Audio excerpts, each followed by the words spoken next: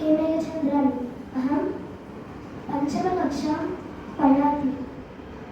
सुरससुबोध विश्वमनोज्ञ ललिता हृद्या रमणीया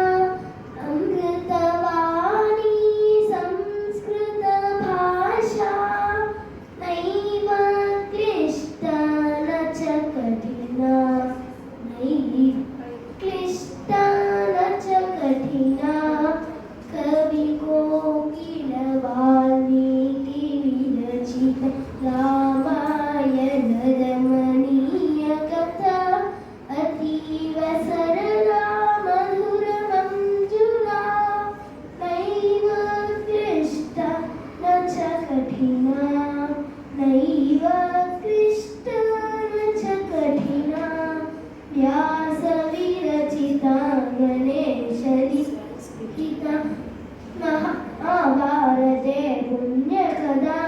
कौरवपाण्डवसंवरमथिता नैव क्लिष्टा न च कठिना नैव क्लिष्टा न च कठिना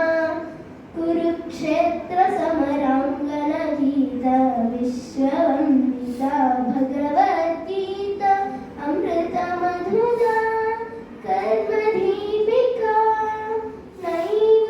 क्लिष्टा न च कठिना नैव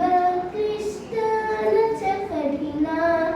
कविकुलगुरुनवरसोमेशज ऋतुरघुकुमारि कविता विक्रमशाकुन्तलमालविका नैव क्लिष्टा न च कठिना